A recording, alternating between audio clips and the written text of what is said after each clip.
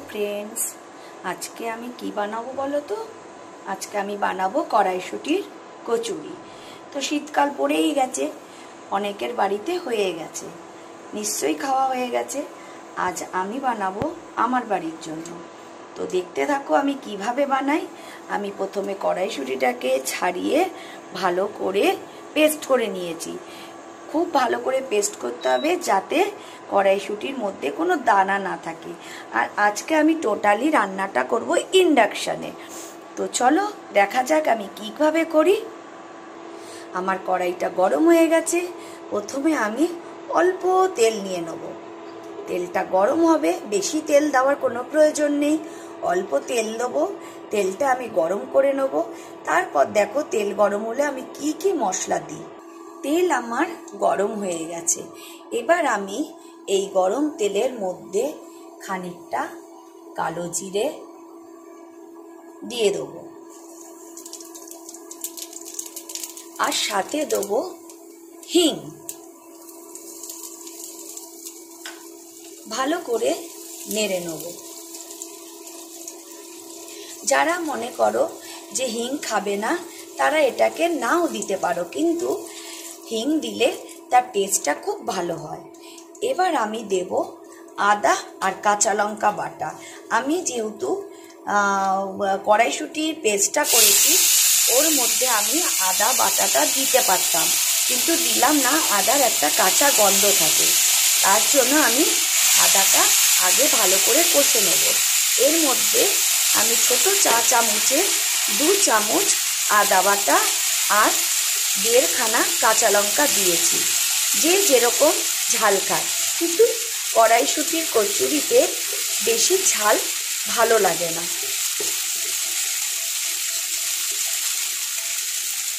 এবার আমি এর মধ্যে একটু স্বাদ মতন নুন দিয়ে নেব, একটু হলুদ গুঁড়ো দেবো, দিয়ে আবারও আমি ভালো করে নেড়ে নেব যতক্ষণ পর্যন্ত আদার কাঁচা গন্ধটা না যায়।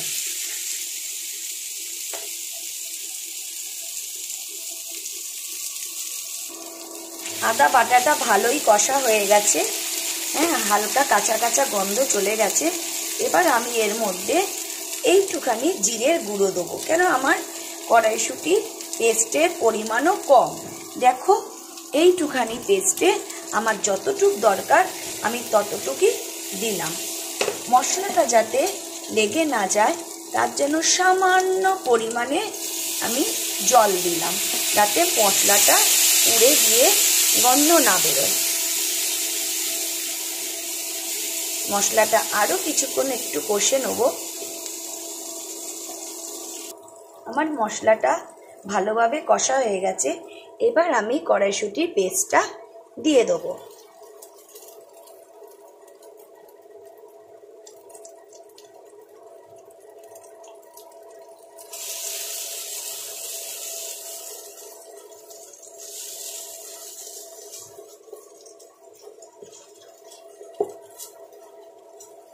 ভালো করে আমি মশলার সাথে পেস্টটা মিশিয়ে নেব।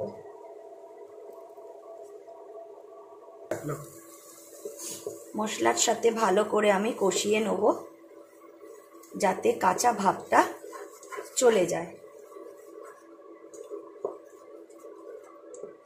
ভালো করে কষানো হয়ে গেলে তখন নামানোর সময় একটু মিষ্টি দেবো। এখন আরেকটু কষা হবে, ভালো করে কষে নিই যাতে এটা পুরো টাইট হয়ে যায়, মাখা মাখা হয়। অলমোস্ট আমার কষানো হয়ে গেছে। দেখো কিরকম শুকনো শুকনো হয়ে গেছে। এবার আমি স্বাদের জন্য একটু চিনি অ্যাড করব, বেশি না, সামান্য চিনি আমি দেব।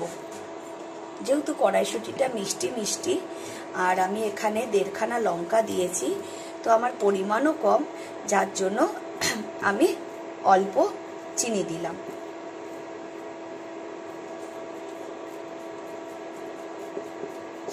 দেখো কি সুন্দর শুকনো শুকনো হয়েছে।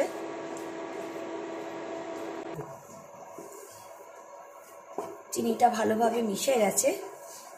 দেখো একদম পেস্টটা সুন্দরভাবে হয়েছে, যেমন আমি চেয়েছিলাম প্রপার ভাবে হয়েছে। দেখো পুরো শুকনো হয়েছে। এবার আমি একটা পাত্রে তুলে নেব পুরটাকে। দেখো আমার পুরটা আমি তুলে নিয়েছি। এবার আমি ময়দার মধ্যে লেচি কেটে তার মধ্যে পুর ভরে দেখাচ্ছি। আমার পুর তো আগেই করে নিয়েছি, এই যে। এবার আমি ময়দাটা মেখে আগের থেকে রেখে দিয়েছিলাম। ময়দাটা আমার মাখা হয়ে গেছে। এটা আধ ঘন্টা আমি রেস্টে রেখে দিয়েছি। খুব ভালোভাবে ময়দাটা মাখা হয়ে গেছে। এবার আমি যেটা করব সেটা এর মধ্যে এবার পুরটা ভরব। চলো, এবার আমি ছোট ছোট করে লেচি কেটে রাখবো। দেখো এরম সাইজের লেচি কাটবো।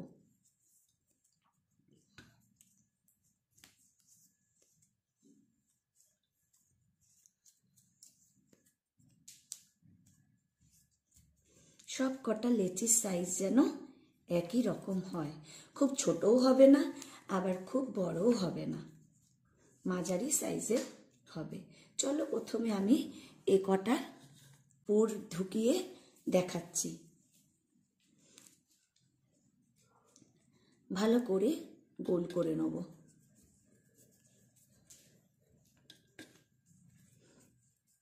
তোমরা চাইলে হাতে তেল দিয়েও করতে পারো।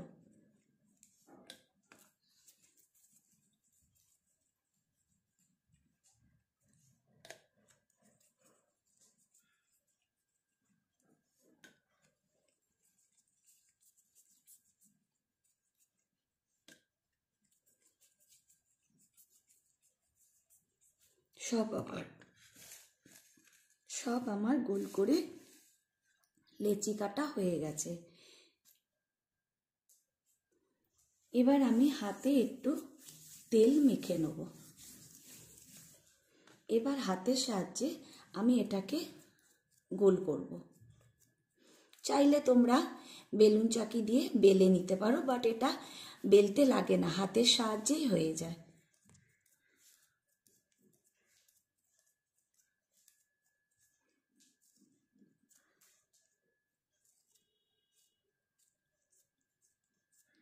এবার আমি একটু পুর দিয়ে নেব। দেখো ঠিক দেখতে লাগছে না মোমোর মতন? ঠিক ওরকমভাবে পুরটা ভরে আস্তে আস্তে হাতে একটু তেল নিয়ে আস্তে আস্তে এটাকে গোল করে নেব।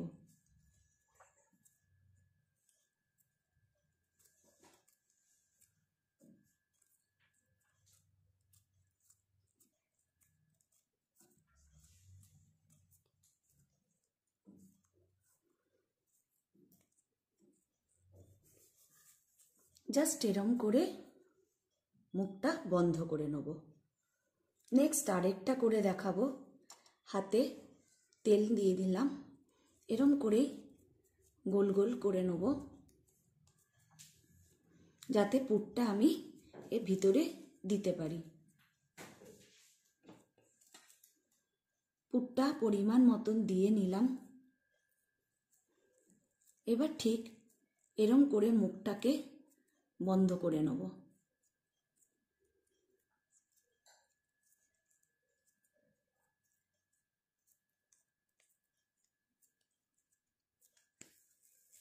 তারপরে হাতের সাহায্যে এরম গোল করে নিলাম। চলো এবার একে একে আমি সব পুর বানিয়ে নিয়ে ভেজে দেখাচ্ছি কেমন হয়। তেল আমার গরম হয়ে গেছে। এবার আমি লেচিটা বেলে নিয়েছি। দেখো ঠিক এরকম দেখতে হবে। বেলে নিয়েছি। এবার আস্তে করে আমি তেলের উপর ছেড়ে দেবো। হিটটা মাঝারি ফ্লেমে থাকবে, বেশি হাই থাকবে না, আবার বেশি লো ফ্লেমও থাকবে না। মিডিয়াম ফ্লেমে রাখলে জিনিসটা ভালো হবে।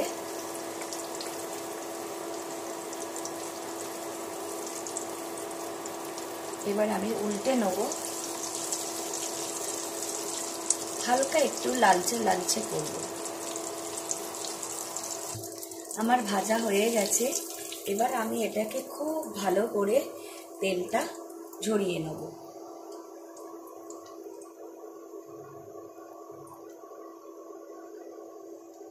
খুব ভালো করে আমার তেলটা ঝরানো হয়ে গেছে।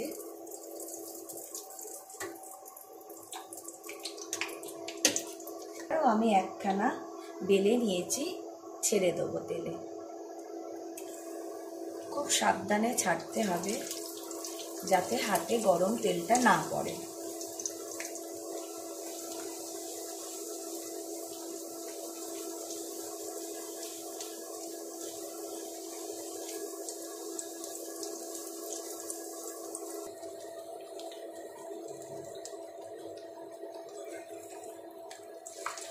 এবার আমি ওই পিঠটা উল্টে নেব। ঠিক আগেরটার মতন আমি লাল লাল করে ভেজে নেব। যে যেরকম পছন্দ করে, কেউ লাল পছন্দ করে হালকা, কেউ এবার সাদা সাদা পছন্দ করে। তো আমার ভাজাটা হয়ে গেছে। এবার আমি ভালো করে তেলটা ঝরিয়ে তুলে নেব। বেশি লাল করব না, বেশি লাল করলে পাঁপড়ের মতন মচমচে হয়ে যাবে। দেখো আমার কড়াইশুঁটির কচুরি রেডি। আগেই বলেছি গরম গরম কড়াইশুঁটির কচুরি, আর তার সাথে কি খাবো দেখা যাক। তার সাথে চিকেন কষা।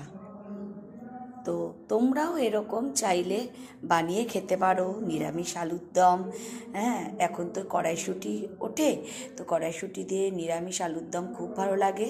তো আমার ছেলের পছন্দ লাল লাল চিকেন কষা, কড়াইশুঁটির কচুরি। তো তোমরা দেখে বলো কেমন হয়েছে আমার কড়াইশুঁটির কচুরি আর চিকেন কষা। চলো তোমরাও বানিয়ে খেও আমাদের মতন। ভালো লাগলে লাইক করো, কমেন্টস করো, সাবস্ক্রাইব করো। Thank you.